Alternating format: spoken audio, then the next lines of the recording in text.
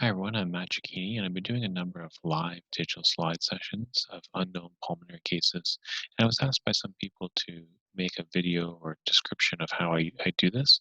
So I put together a short presentation to hopefully help you understand these technologies and see if it's something that you can use on your own. So I use Path Presenter to host the digital slides. I find it works really well, and you can make a free account to host the slides. Once you've entered logged into Path Presenter, you'll be able to upload your own slides.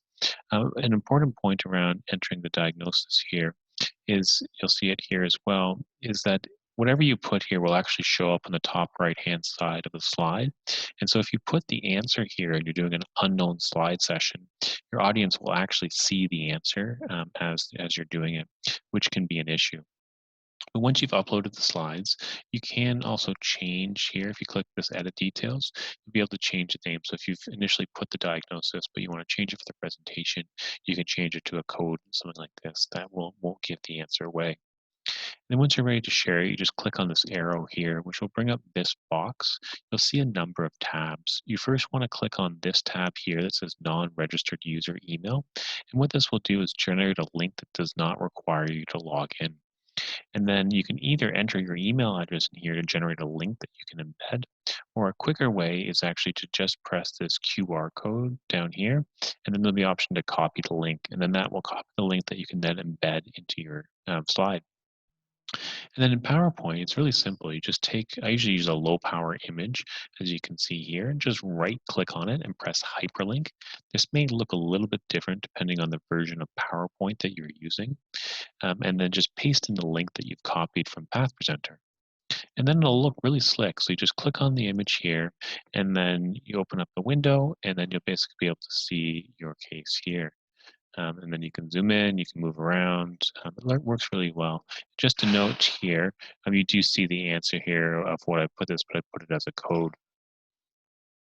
The other thing that you can use is you can actually embed local slides that will open up in your image viewer of choice.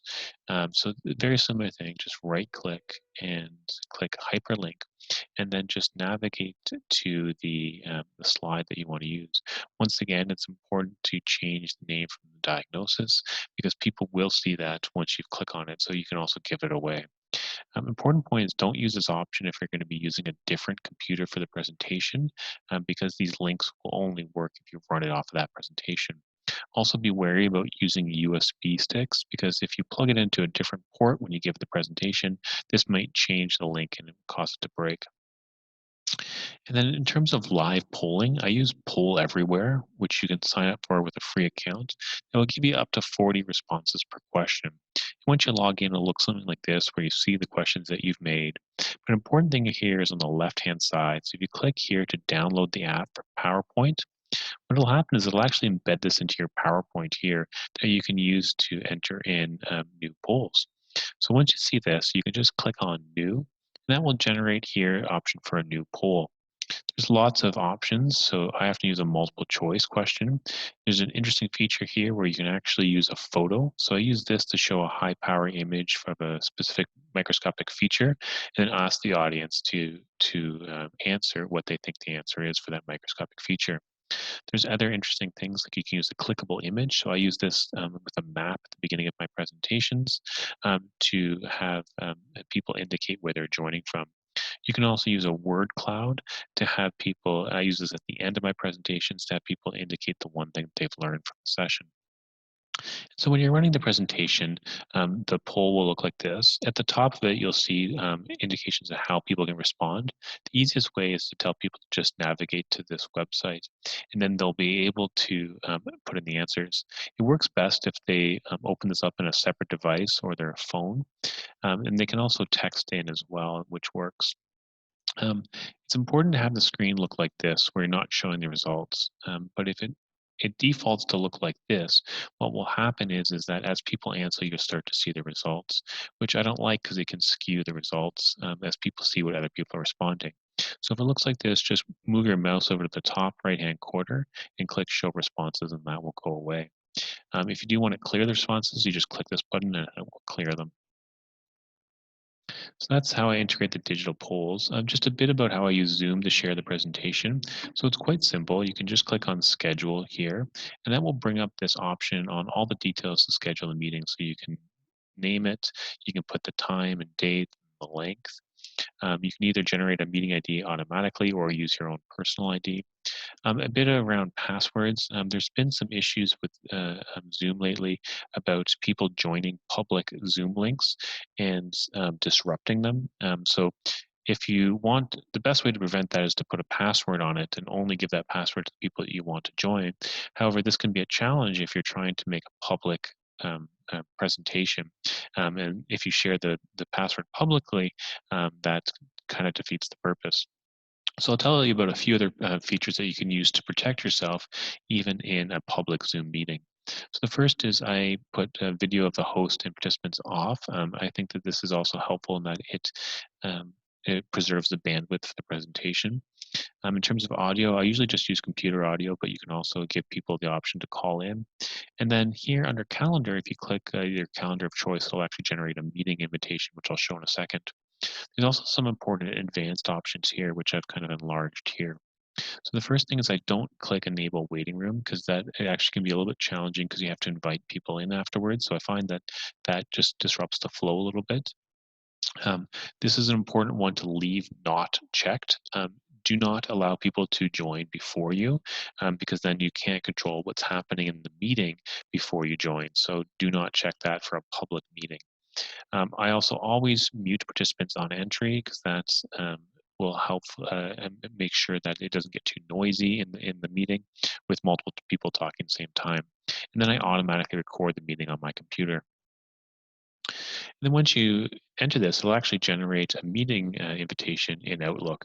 And this has all the details of the meeting. And so you can actually just copy this link here and share that with whoever you want to join the meeting, and they can use this to join the meeting. They can also navigate to Zoom and enter this meeting ID to join as well. And then you can then email this to whoever you'd like to join the meeting. And then once you're ready to start, you'll see this on your homepage. You can just click Start. And then something like this will show up, which will allow you to share the screen. Um, just a few notes around screen sharing. So at the bottom of your screen, you should see this toolbar and this green button that says Share Screen. Before you press that, just click this up button here. And it's important to check some of the options that you have here. It's really, really important to make sure that only the host can share the screen. In a public meeting, do not allow all participants to share the screen. There's been a number of cases where people have joined public Zoom meetings and they've disrupted it by sharing inappropriate material by sharing their screen. And then the next thing is once you click share screen, I actually usually click over this advanced function. And I usually just share a portion of my screen.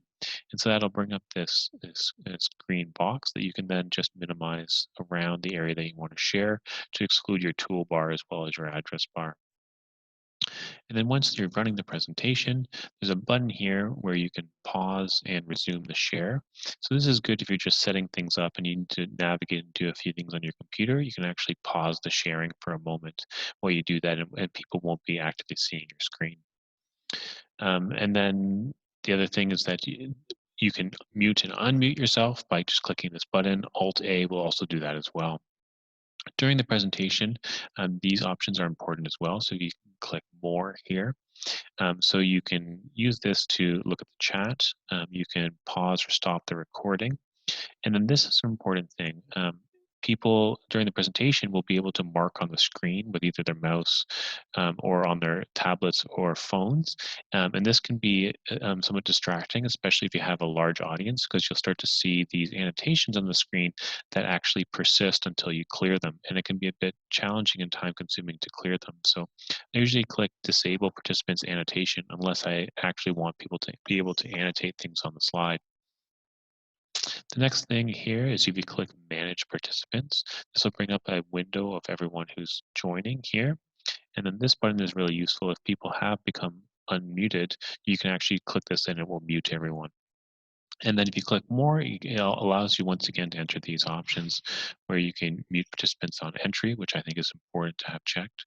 And then this is an option here where you can actually prevent people from unmuting themselves. So if you um, click this off, people will actually be unable to unmute themselves and they'll have to stay on mute.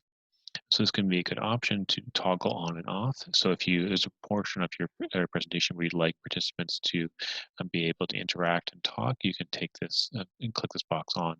The other thing I usually take off is this option here, playing enter and exit chime. This can be a bit distracting, especially in larger meetings, as a doorbell type of noise will appear every time someone joins or exits the meeting, which can be a bit distracting. So that's a quick tour of how I utilize digital slides and live polling to share unknown cases over Zoom. If you have any questions, please feel free to reach out to me on Twitter. And I hope everyone has a great day and staying safe out there. Thanks.